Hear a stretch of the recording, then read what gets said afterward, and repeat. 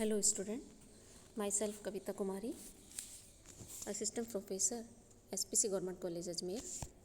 BSc part second के first paper में आज हम सेकंड और थर्ड ट्रांजिशन सीरीज़ के अंतर्गत परमाणु व आयनिक त्रिज्याएं लेंगे।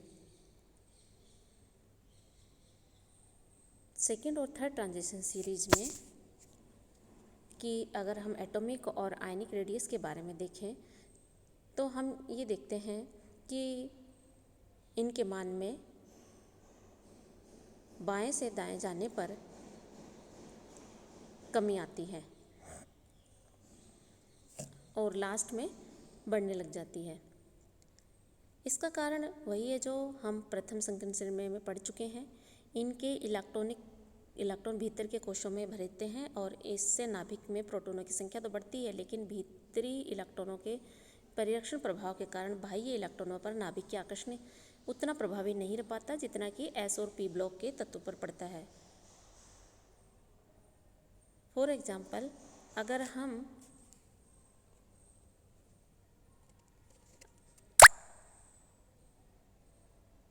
रुबिडियम से स्ट्रोंशियम और सीजियम से बेरियम जाने से सहसंयोजक त्रिज्या के मान में क्रमशः 0.25 और 0.37 की कमी आती है, जबकि एकदम इनके बाद आने वाले यट्रिबियम से जर्कोनियम तथा लेंथेनम से होफनियम की त्रिज्या में 0.17 और 0.15 की का अंतर है।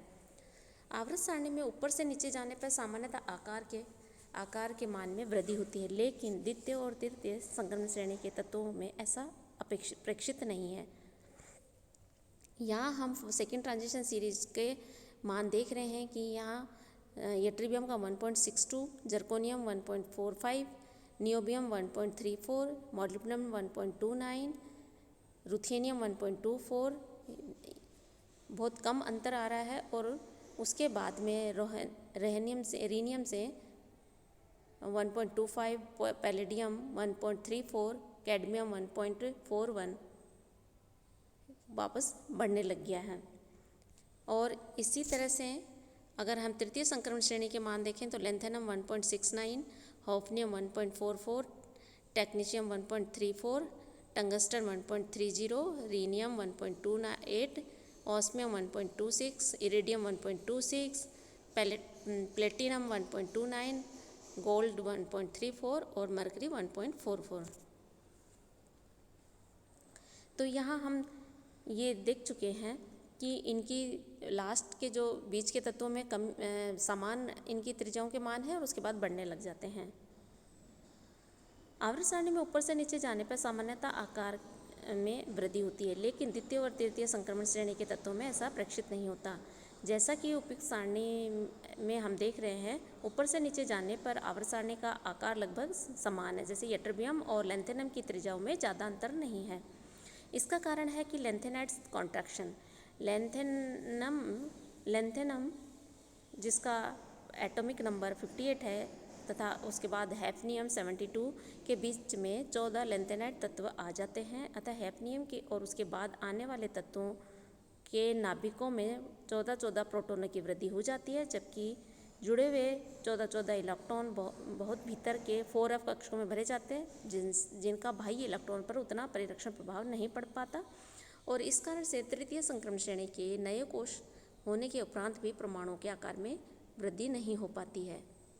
ऐसा ही प्रभाव उनके आयनिक त्रिज्याओं के मान में भी देखने को मिलता है। आयनिक त्रिज्याओं के मान भी इसी क्रम में रहते हैं। स्ट्रोंशियम और बेरियम के त्रिज्याओं के मान में ज़्यादा अंतर है। स्ट्रोंशियम +2 ऑक्सीडेशन स्टेट में इनकी त्रिज्या का मान 1.18 है, जबकि बेरियम का 1.35 है। परंतु यट्रिबियम में +3 ऑक्सीडेशन स्टेट में 0.90 और लेंथेनम का 1.03, यानी कि ज़्यादा अंतर नहीं है। तो यहाँ इनके मानों में भी ज़्यादा अंतर नहीं आता। इसके बाद में नेक्स्ट प्रॉपर्टी है डेंसिटी। अपने पड़ोसी वर्ग फर्स्ट ए व सेकेंड ए की तुलना में संक्रमण तत्वों के घनत्व अत्यंत उच्च होते हैं। यट्रिबियम के घनत्व 4.5 ग्राम पर क्यूब है कि अपवाद को छोड़कर द्वितीय व तृतीय संक्रमण श्रेणी के समस्त तत्वों का घनत्व 5 ग्राम पर सेंटीमीटर क्यूब से अधिक होता है, यानी कि इनकी डेंसिटी ज़्यादा होती है क्योंकि आकार इनका कम होता है और इलेक्ट्रॉन की संख्या ज़्यादा होने से डेंसिटी ज़्यादा होगी। नेक्स्ट आती है इनकी property melting and boiling point.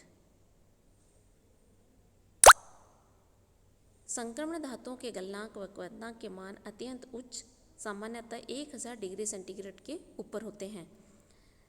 द्वितीय संक्रमण श्रेणी के तीनों तत्व टेंटेलम, टंगस्टन और रीनियम के गलनांक तो 3000 से भी ऊपर होते हैं।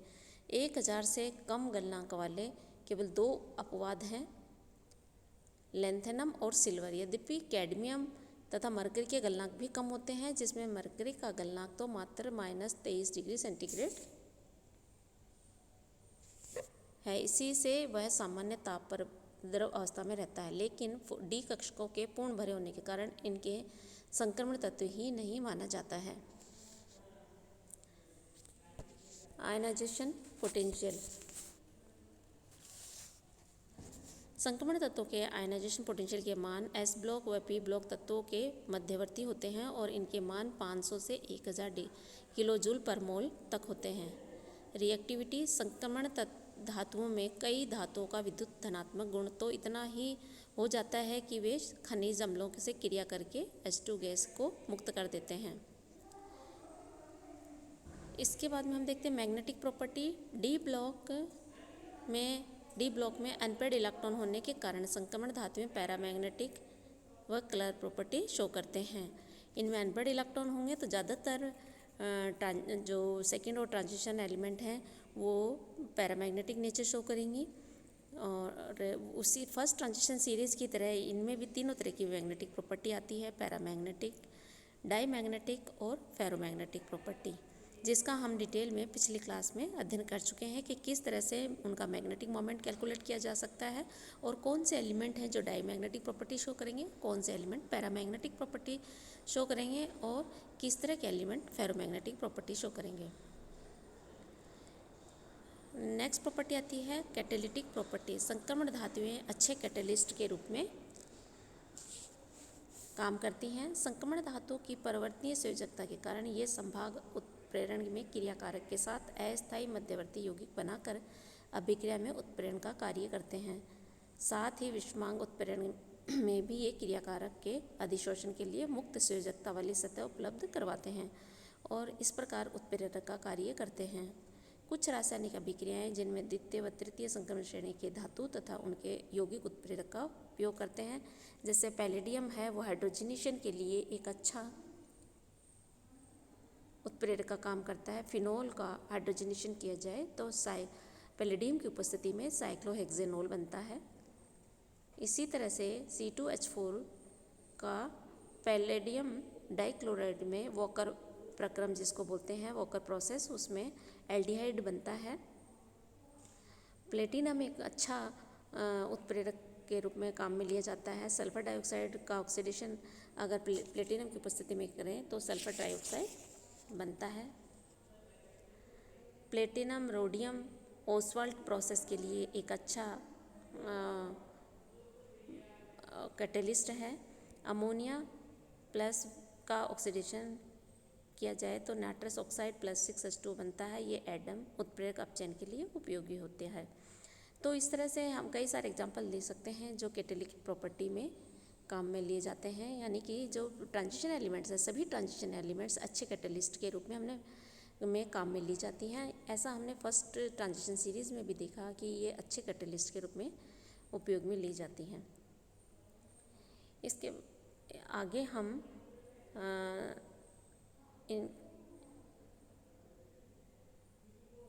कंपैरेटिव स्टडी हम नेक्स्ट क्लास में लेंगे कि सेकेंड और थर्ड ट्रांजिशन एलिमेंट्स की प्रॉपर्टीज़ का